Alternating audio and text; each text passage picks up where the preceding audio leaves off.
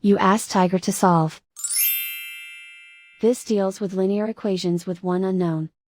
The final result is x equals -9. Let's solve it step by step.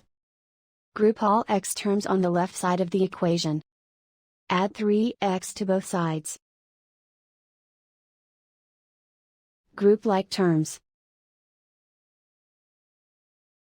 Simplify the arithmetic. Group like terms. Simplify the arithmetic. Group all constants on the right side of the equation. Add 6 to both sides. Simplify the arithmetic.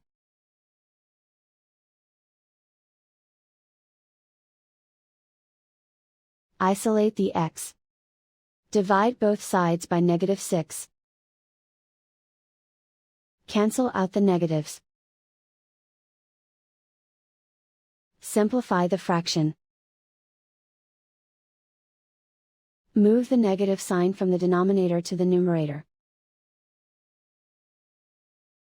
Find the greatest common factor of the numerator and denominator.